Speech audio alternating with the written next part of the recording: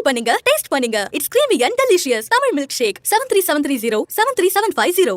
நெஞ்சிற்கினிய நேயர்களுக்கு அன்பிற்கினிய வணக்கங்கள். பட்ஜெட் தாக்கல் செய்யப்பட்டிருக்கு. அதில் இருக்கக்கூடிய முக்கியமான அம்சங்கள். இன்னொரு பக்கம் ஸ்பீடு பிரேக்கர் சீனியர்ஸ் தள்ளி போடப்படும் ப்ரொமோஷன்ஸ் நம்முடைய கழுகார் பதிவு செஞ்சிருக்காரு.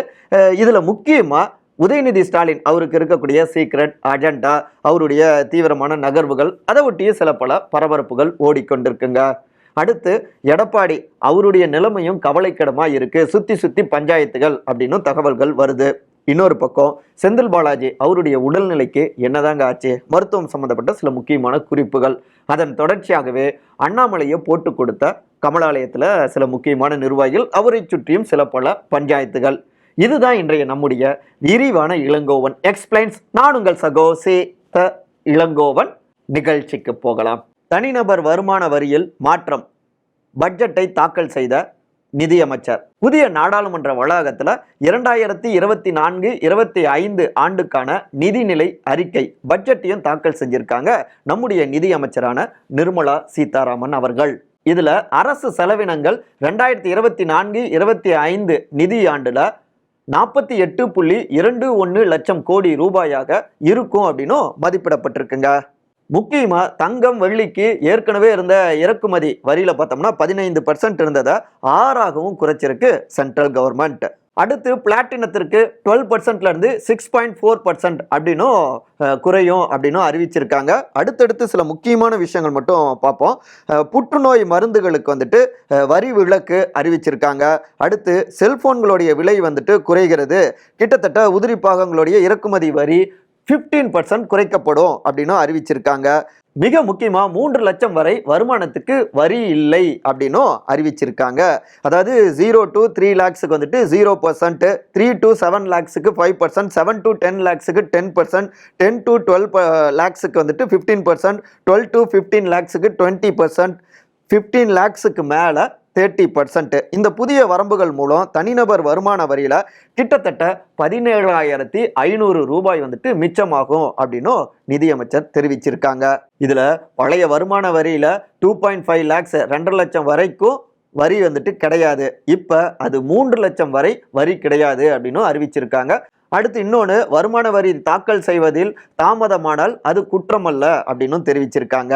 இப்படி சில பாசிட்டிவான விஷயங்கள் அப்படின்னா, இன்னொரு பக்கம் வெளிநாட்டு நிறுவனங்களுக்கான அந்த கார்ப்பரேட் வரி இருக்கு இல்லையா, அது 25% ஆகவும் குறைச்சிருக்காங்க. அதற்கடுத்து உள்கட்டமைப்புகளை மேம்படுத்தவும் பல்வேறு திட்டங்களும் அறிவிச்சிருக்காங்க. ஒரு சுருக்கமாக இந்த விஷயங்களை மட்டும் நம்ம பார்த்துருக்கோம் தொகுத்து. ஏனைய விஷயங்கள் எல்லாவற்றையுமே நம்முடைய அடுத்த காணொலிகளை இந்த பொருளாதாரம் சம்பந்தப்பட்டவங்க கிட்ட கேட்டுட்டு இன்னும் சில விஷயங்களை பகிர்ந்துக்கலாம்.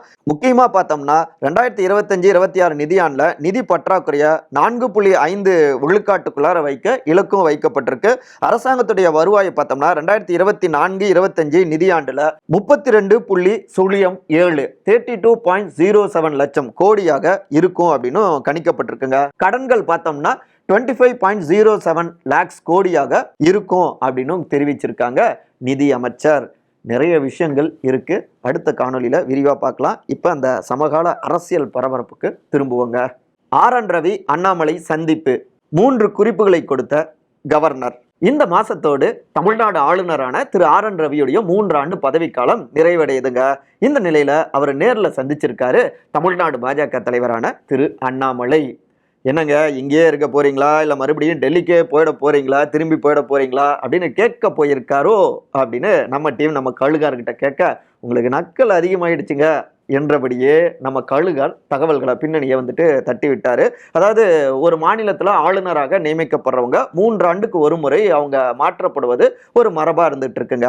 கட்டாயம் கிடையாது, ஆனாலும் இதை தொடர்ந்துட்டு தான் இருக்காங்க. இப்படிப்பட்ட ஒரு சூழலில் தான் தன்னை சந்திச்ச அண்ணாமலை கிட்ட, நான் மறுபடியும் டெல்லி பணிக்கே திரும்பி போக வந்து ரொம்பவே விருப்பப்படுறேன், ஆனா மத்திய அரசு என்னை இங்கேயே தொடர சொல்லி அறிவுறுத்தி இருக்காங்க, என்ன பண்றதுன்னு தெரியல அப்படின்னு பேசியிருக்காரு. அதன் தொடர்ச்சியாக பிஎஸ்பியோடைய தமிழ்நாடு தலைவர் திரு ஆம்ஸ்ட்ராங் அவருடைய படுகொலை சம்பந்தமாகவோ 3வது சட்டம் ஒழுங்கு சிக்கல்கள் சம்பந்தமாகவோ சில விஷயங்களையும் ஆளுநர் பகிர்ந்திருக்காரு அப்படிங்கிறாங்க கழுகாருக்கு நெருக்கமான கமலாலய சோர்சஸ். RSS தலைவரிடம் அண்ணாமலையை போட்டு கொடுத்த சீனியர்கள். சென்னைக்கு வந்திருந்த RSS இயக்கத்துடைய தலைவரான திரு மோகன் பகவத் அவர்கிட்ட தமிழ்நாடு பாஜக தலைவரான அண்ணாமலை அவர்கள் மீது எக்கச்சக்கமான புகார்கள்லாம் அடுக்கப்பட்டிருக்காமே அப்படின்னு கேள்வியை முன் வச்சா, எங்க விழாவில் முன்னாள் ஆளுநரான திருமதி தமிழிசை சவுந்தரராஜன் போன்றவங்க முக்கியமானவங்களாம் பங்கெடுத்துக்கிட்டாங்க. அப்படி இருக்கிறப்ப புகார்களை வாசிக்காம இருந்திருப்பாங்களா சொல்லுங்க பார்ப்போம் அப்படிங்கிறாங்க சோர்சஸ் கழுகார்கிட்ட. என்ன அப்படின்னா, செயற்பாடுகள் சரியில்லை அப்படிங்கிற மாதிரி நிறைய அதிருப்திகளை தட்டி விட்டுருக்காங்க. ஆனா தமிழ்நாடு RSS இயக்கத்துடைய தலைவரான திரு செந்தில்குமாரோ அண்ணாமலை மீதான புகார்கள் எல்லாவற்றையுமே உடைச்சிட்டாரு. பொதுவாகவே கட்சியில வளர்ந்து வரவங்க மேல இப்படிலாம் புகார்கள்லாம் வர்றது சகஜதான் ஜி, நான் இருக்கல, நான் பார்த்துக்கிறேன் அப்படின்னு செந்தில்குமாரும் அண்ணாமலைக்காக முட்டு கொடுக்க, ஆனாலும் அவர் பற்றி வரக்கூடிய செய்திகள் நல்ல விதமா இல்ல, கொஞ்சம் கவனத்தோட இருங்க, என்னன்னு பார்த்துக்கோங்க அப்படின்னும் சலித்து கொண்டும் பறந்திருக்காரு மோகன் பகவத். டார்கெட் 200 ஐவருக்கு கொடுக்கப்பட்ட புது அசைன்மெண்ட். திமுக பரபரப்பு. கடந்த நாடாளுமன்ற தேர்தலுக்காக உருவாக்கப்பட்ட அதே குழுவையே அடுத்து வருகின்ற சட்டமன்ற தேர்தலுக்கான பணிகளையும் நீங்களே பார்த்துக்கோங்க அப்படின்னு அறிவிச்சிருக்கு திமுகவுடைய தலைமைங்க. ஐவர் குழுவினர், அதாவது சீனியர் அமைச்சர்கள்லாம் அதில் இருக்காங்க. லிஸ்ட் பார்த்தா தெரிஞ்சுக்கலாம். அமைச்சர் திரு உதயநிதி ஸ்டாலின் அவரும் அதில் முக்கியமானவராக இருக்காரு. நடந்து முடிஞ்ச நாடாளுமன்ற தேர்தலில் 40க்கு 40 வெற்றி அடைஞ்சிருக்காங்க திமுக கூட்டணி. அதில் பார்த்தோம்னா கிட்டத்தட்ட 221 சட்டமன்ற தொகுதிகளில் திமுக கூட்டணி அதிக வாக்குகளையும் பெற்று இருக்கு. இவை எல்லாமே பாசிட்டிவாக திமுக தலைமை பார்க்குறாங்க. இதன் தொடர்ச்சியாக தான் அடுத்து வரக்கூடிய சட்டமன்ற தேர்தலில் டார்கெட் 200க்கும் மேற்பட்ட தொகுதிகளை இந்த முறை நம்ம வென்றே தீரணும், இப்போ இருந்தே வேலையை தொடங்குக அப்படின்னும் இந்த குழு கிட்ட எடுத்துரைச்சிருக்காங்க. இதுல முக்கியமா இந்த டார்கெட் 200 அப்படிங்கிறத அடைவதற்காக கட்சியிலையும் ஆட்சியிலையும் செய்ய வேண்டிய மாற்றங்கள் சீர்திருத்தங்களை தலைமைக்கும் பரிந்துரைக்கும் இந்த குழுங்க. கட்சியுடைய முதன்மை செயலாளர் சீனியர் அமைச்சரான திரு KN நேரு அவருடைய தலைமையில முதல் ஆலோசனை கூட்டம் அரங்கேறினது இல்லையா, அதன் தொடர்ச்சியாக அடுத்தடுத்து மாவட்ட செயலாளர்கள், அணி செயலாளர்கள், தொகுதி பொறுப்பாளர்கள் அனைவரையும் அடுத்தடுத்து சந்திக்கவும் திட்டமிட்டிருக்காங்க இந்த ஐவர் குழு. முக்கியமா மாவட்டங்களை பிரிக்கலாமா, ஏற்கனவே சரியா செயல்படாத சில மாவட்டங்கள் மீது நடவடிக்கைகளை எடுக்கலாமா, புதியவர்களுக்கு நிறைய வாய்ப்புகளை கொடுக்கலாமா, ஒவ்வொருத்தருடைய அணுகுமுறை எந்த அளவுக்கு இருந்திருக்கு, அவங்களுக்கு ஒதுக்கப்பட்ட அந்த தொகுதியில பாகங்கள்ல எந்த அளவுக்கு செயலாற்றி இருக்காங்க உள்ளிட்ட பல விஷயங்களையும் இவர்கள் ஆய்வு செய்யவும் இருக்காங்க. 2026க்குள்ளார இளம் வாக்காளர்கள் மற்றும் முதல் முறை வாக்கு செலுத்தக்கூடியவர்களுடைய அமோகமான ஆதரவை பெற்றுவிட வேண்டும். ஸோ அந்த ஏரியாவில் கூடுதலாக வேலை பாருங்க அப்படின்னும் சில இன்ஸ்ட்ரக்ஷன்ஸும் போயிருக்கு. ஸோ இப்படி பெரிய அளவில் பிராடாக சில திட்டமிடல்களையும் இந்த குழுவினர் வச்சிருக்காங்க அப்படிங்கிறாங்க அறிவாலயத்தில் இருக்கக்கூடிய சீனியர் தலைவர்கள். இதெல்லாம் ஓகே, பாசிட்டிவாலாம் திட்டம் போடுறாங்க. ஆனால் ஏற்கனவே இந்த குழு கிட்ட நாங்கள் நிறைய புகார்களை எல்லாம் அடுக்கி இருக்கோம், ஆனால் எந்த புகார் மீதும் ஒரு நடவடிக்கையும் இல்லை. இதுல சில சீனியர்கள் தங்களுக்கு ரொம்ப நெருக்கமானவர்கள் மீதான புகார்களை கட்சியுடைய தலைமைக்கு அவங்களுடைய கவனத்துக்கு கொண்டு போறதே இல்லைங்க. அப்படி இருக்க எங்களுடைய மாவட்டத்திலோ இல்ல நாங்களே வேறொரு சீனியர்கள் மீதோ மறுபடியும் எப்படி இதே குழு கிட்ட புகார்களை வாசிக்கிறது, எல்லாம் கண் துடைப்பு ஆலோசனை கூட்டமா மாறிடக்கூடாதுங்க அப்படின்னு கடுகெடுக்கிறாங்க சில மாவட்ட நிர்வாகிகள்.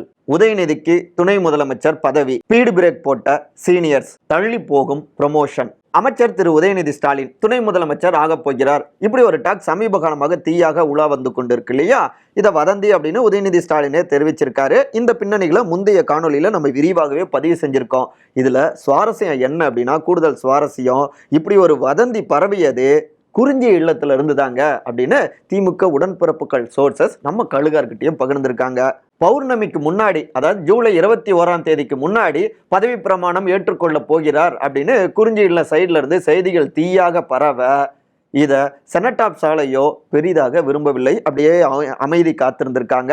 இதன் தொடர்ச்சியாக தான் உதயநிதியை துணை முதலமைச்சர் ஆக்கிடலாமா அப்படின்னு இது சம்பந்தமாக மேலிடமும் சில சீனியர்கள் கிட்ட பல தரப்பினர்கிட்டையும் கட்சியில் இருக்கக்கூடிய முக்கியமானவர்கள்ட்டையும் சில ஆலோசனைகளையும் நடத்தியிருந்தாங்க. ஆனா தொடக்கத்திலேயே சீனியர்கள் முட்டுக்கட்டையும் போட்டிருக்காங்க, ஸ்பீடு பிரேக்கும். இது சரியான நேரம் கிடையாது தலைவர், அரசியல்லையும் நிர்வாகத்திலையும் அவர் இன்னும் சில விஷயங்களை கற்றுக்கொள்ள வேண்டிய அவசியம் இருக்கு, அதனால கொஞ்சம் பொறுத்துக்கலாமே, வெளியிலையும் சூழல் சரியில்லையே அப்படின்னும் சிலவற்றை அப்படியே நாசுக்காக பகிர்ந்திருக்காங்க.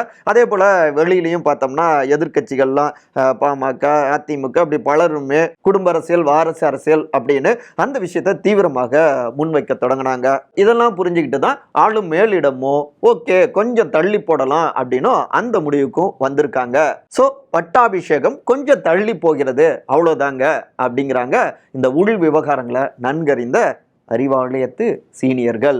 அதே நேரத்தில் இந்த ஒருங்கிணைப்பு குழுவில் உதயநிதி ஸ்டாலின் அவரும் இருக்கார் இல்லையா, அதன் மூலமாக எல்லா தொகுதி எல்லா விஷயங்களிலும் கூடுதலாக கவனிக்க முடியும். ஸோ கட்சி தொண்டர்கள் நிர்வாகிகள் உதயநிதி ஸ்டாலின் இவர்களுக்கு இடையே ஒரு நெருக்கமான தொடர்பு இன்னும் கிடைக்கும். அதன் மூலமாக தனித்த ஒரு இமேஜையும் இன்னும் கூடுதலாக பெருக்கிக் கொள்ள முடியும். இப்பவே பார்த்தோம்னா நாடாளுமன்ற வெற்றியை ஒட்டி தேர்தல் பொறுப்பாளர்களுக்கு தன்னுடைய இல்லத்துல வந்துட்டு விருந்தெல்லாம் வைக்கிறாரு. ஸோ இப்படியான விஷயங்கள் எல்லாமே அடுத்து உதயநிதியை நோக்கி டோட்டலா அனைவரையும் கொண்டு வந்து நிறுத்தும். அதன் மூலமா உள்ளுக்குள்ளார இருக்கக்கூடிய சில முணுமுணுப்புகள், சில மனக்கசப்புகள் எல்லாவற்றையும் தவிர்க்க முடியும். உதயநிதி ஸ்டாலினோடு சீனியர்கள் ஜூனியர்கள் இன்னும் நெருங்கி பழகும் பொழுது தடை இல்லாம பட்டாபிஷேகத்தையும் நடத்தி விடலாம். அவருடைய ஃபியூச்சருக்கு இதெல்லாம் யூஸ் ஆகும் அப்படின்னு சில நகர்வுகளை தீவிரப்படுத்துறாங்க.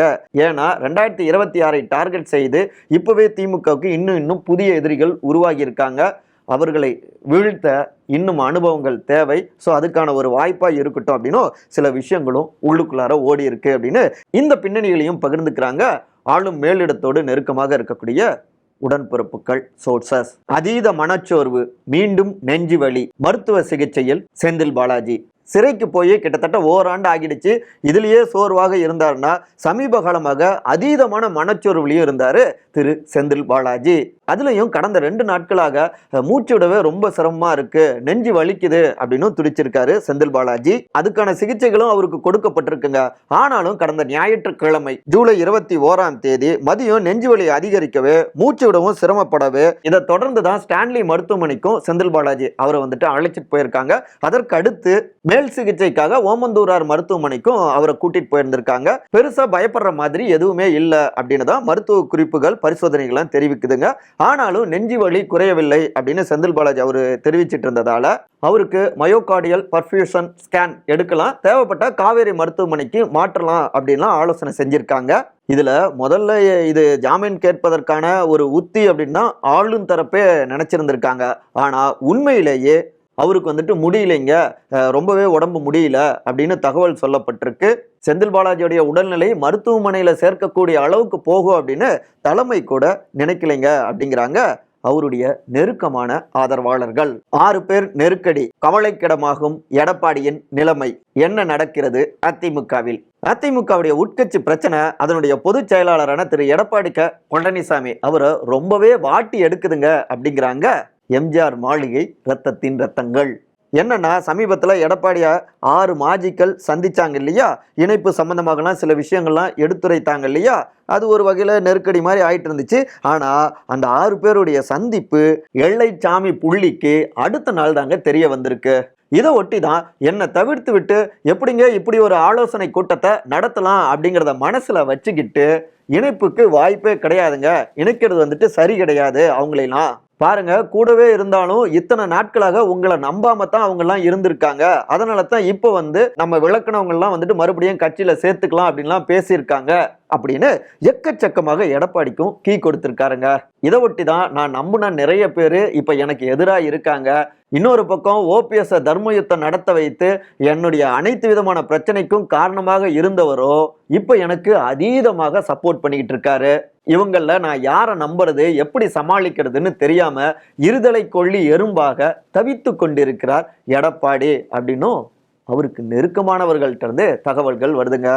நம்முடைய கழுகார்கிட்ட தான் ராராக்கள் தட்டி விட்டுருக்காங்க. நம்ம காணொலியோடைய நிறைய பகுதிக்கு வந்தாச்சுங்க. ஒரு சின்ன பொய் லட்சக்கணக்கான நம்பிக்கைகளை தகர்த்து விடும் அப்படின்னு சொல்லுவாங்க. அரசியல்வாதிகள் கிட்ட உண்மையை மக்கள் எதிர்பார்க்கிறாங்க. மற்றபடி இதே போன்ற அரசியல் சார்ந்த காணொலிகளை காண விகடன் டிவியை சப்ஸ்கிரைப் பண்ணுங்க. மறக்காம உங்களுடைய சிறந்த கருத்துக்களை கருத்துரை பகுதியில் பதிவு செய்யுங்க. அனைவரும் அன்பால் ஒருங்கிணைந்திருப்போம். நன்றி, வணக்கம். கால் பண்ணுங்க, டேஸ்ட் பண்ணுங்க. It's creamy and delicious Tamil milkshake. 7373073750. Vikatan welcome back இப்ப வெறும் 29 ரூபாயில். ஜூனியர் விகடன், ஆனந்த விகடன், நாணயம் விகடன் உள்ளிட்ட 8 டிஜிட்டல் இதழ்கள், வேல்பாரி, நீரதிகாரம், அணிலாடம் 3 உள்ளிட்ட கிளாசிக் தொடர்கள், சுஜாதா, எஸ் ராமகிருஷ்ணன், அசோகமித்ரன் உள்ளிட்ட நட்சத்திர எழுத்தாளர்களின் சிறுகதைகள் என 29 ரூபாயில் 3 மாதங்களுக்கு விகடனை அன்லிமிட்டடாக படிக்க இப்போதே சப்ஸ்கிரைப் செய்திடுங்கள்.